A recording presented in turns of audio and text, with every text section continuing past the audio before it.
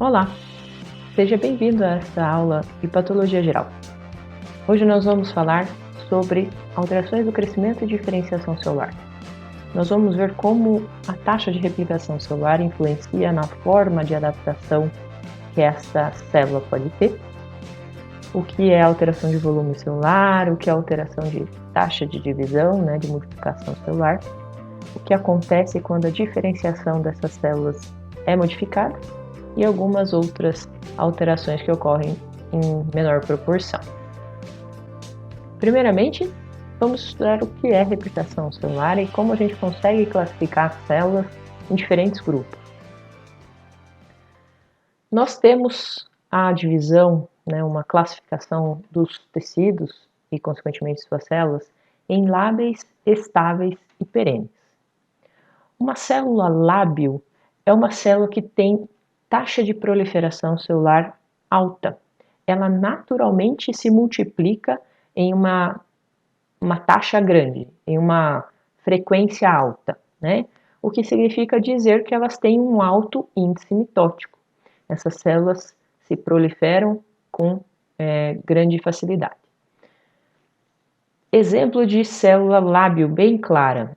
O que é esse tecido que está sendo apresentado aí nessa imagem? Alguém sabe?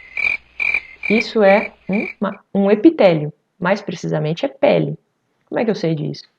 Eu tenho a camada de epiderme, toda essa área mais escura aqui, e a área de derme embaixo.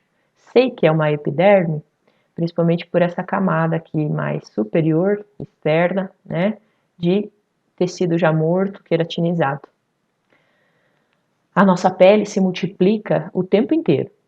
O tempo inteiro nós estamos literalmente descamando. Não é visível a olho nu, desde que essa taxa permaneça dentro da taxa de reposição.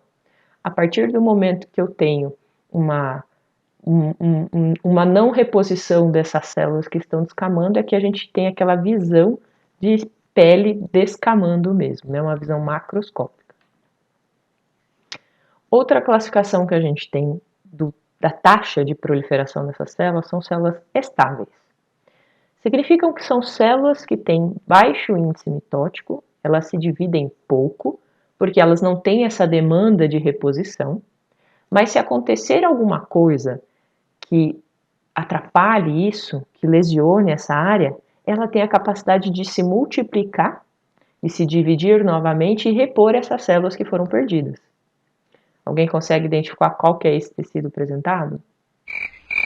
Esse espaço no centro, essa forma em cordões. Então, isso é um tecido hepático. Essas unidades, cada roxinho escuro é um núcleo, todas essas áreas maiores eosinofílicas, avermelhadas ao redor aí, são o citoplasma das células, e veja essa disposição em cordões de hepatócitos em direção à veia centrolobular. Fora as células estáveis, a gente ainda tem células perenes, células consideradas de baixa taxa de multiplicação, ou células que não se replicam de jeito nenhum. O nosso sistema nervoso central é composto por essas células consideradas sem replicação. Lógico que existe alguma taxa de reposição, mas você já deve ter ouvido falar que se morrem os neurônios de uma determinada área, esses neurônios não são repostos. Então, esse é o problema. Acabei de dar dica do que é essa imagem. Aqui eu tenho neurônios. Esses neurônios são essas células em formato um pouco mais triangular, que de acordo com a preparação acabam sofrendo essa área clara aqui, e o restante seria estroma, seria células de sustentação do sistema nervoso. Tecidos de sustentação, melhor dizendo.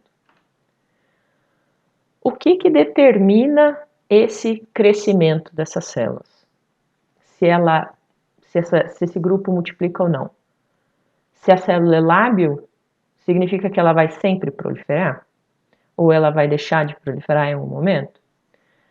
O tamanho da população celular vai depender do tanto de células disponíveis, do estímulo disponível para essas células se manterem sempre nesse mesmo nível. O nosso organismo trabalha em homeostase. O que significa eu dizer que o organismo trabalha em homeostase? Nosso organismo trabalha sempre em equilíbrio. Eu vou ter uma função adequada? Tem função adequada? Está tudo certo? Então, o organismo não precisa proliferar essas células e nem precisa eliminar essas células. Então, eu sempre tenho um equilíbrio em todos os tecidos, nas células individualmente, para se manter a homeostase, o equilíbrio entre as funções celulares e as funções, obviamente, de cada órgão depois. Então, essa população celular estável é obtida através de um equilíbrio entre fatores estimulatórios e fatores inibitórios. O que significa isso? Eu posso ter algo fazendo essa célula se multiplicar.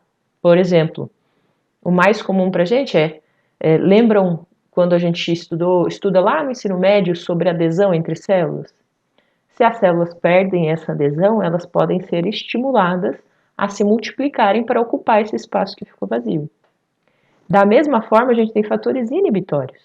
Se essas células se multiplicaram e elas já percebem esse contato com outras células, elas param de se multiplicar. A gente pode dividir esses itens em fatores internos e fatores externos. Então, fatores internos é a própria célula receber o estímulo ou a inibição para se proliferar. E um fator externo seria uma coisa do meio ambiente ou do ambiente da célula como um todo. Essa multiplicação ou não é resultado direto dessa expressão gênica. Você concorda comigo que você surgiu de uma única célula, uma célula gerada a partir da fusão do espermatozoide do seu pai com o ovócito da sua mãe. Consequentemente, todas as suas células têm o mesmo DNA, porque de uma célula se multiplicou em 2, 4, 8, 16, até os milhões de células que você é hoje. Então, por que você tem pele? Por que você tem fígado? Por que você tem sistema nervoso? Por que você tem cada coisa? Porque determinada parte do DNA que codifica essa célula está ativo. Determinada parte do DNA está sendo lido, está sendo expresso.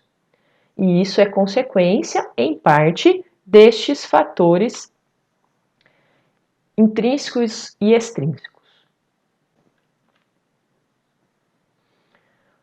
Nossa, professora, assustei. O que é isso?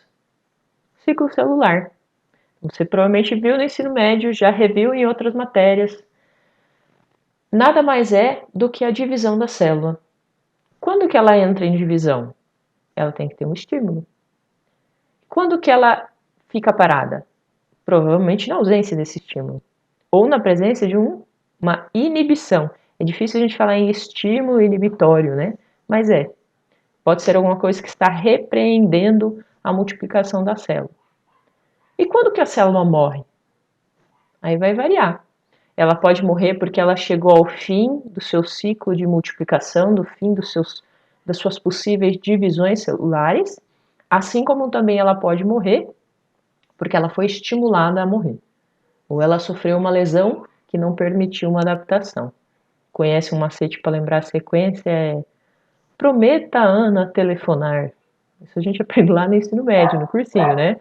Prófase, metáfase, anáfase e telófase.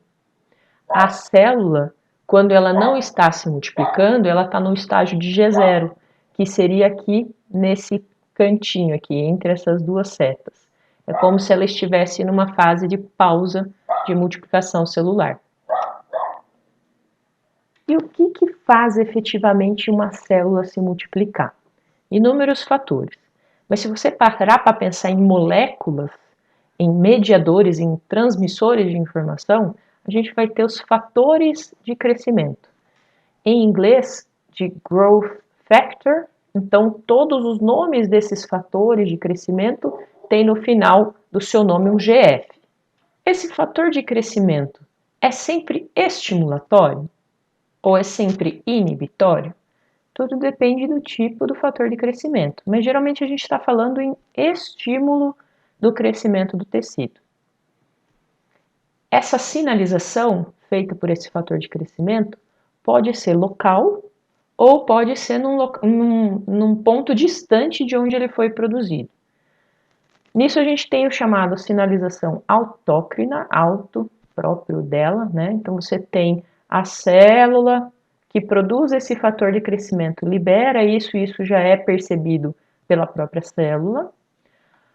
Geralmente existe uma sinalização parácrina junto, né? Que significa que uma célula que está produzindo isso acaba afetando uma outra célula que está próxima, né? Uma célula adjacente. E a sinalização endócrina, ou também a gente pode pensar em sistêmica, é quando a célula que produz esse material libera isso na corrente sanguínea, isso migra pelos vasos sanguíneos até o local de ação em outra célula-alvo, uma célula que pode estar muito distante. Essa sinalização endócrina aqui fica muito clara quando a gente pensa na ação de hormônios sobre os tecidos. Uma glândula produz um hormônio, por exemplo, vamos pensar em reprodução humana, produz um hormônio lá no sistema nervoso central, lá na hipófise, e isso tem ação sobre as gônadas, sobre o ovário ou sobre o testículo. Uma tabelinha aqui, um quadro, só para mostrar para vocês vários fatores diferentes de crescimento. Veja que o nome basicamente sempre tem GF no final, certo? Indicando que é um fator de crescimento. Um bem conhecido, que a gente fala bastante quando estuda patologia e outras matérias, como imunologia, o VEGF, é fator de crescimento celular endotelial vascular. Ele influencia principalmente os vasos sanguíneos, né? Faz com que os vasos sanguíneos aumentem a permeabilidade, permitem mais aderência de células ali, e também, obviamente, que faz a angiogênese. O nome está dizendo que é um fator de crescimento de células vasculares. Então, formam-se novos vasos. Quem que produz? Muitos tipos diferentes de células. Professora, em patologia eu preciso saber quem são esses fatores e como eles agem? Não, eu não preciso saber o nome de cada um deles. Eu preciso compreender essa forma de ação desses fatores de crescimento, compreender que isso acontece na célula, de que forma que eu tenho essa ativação, ok?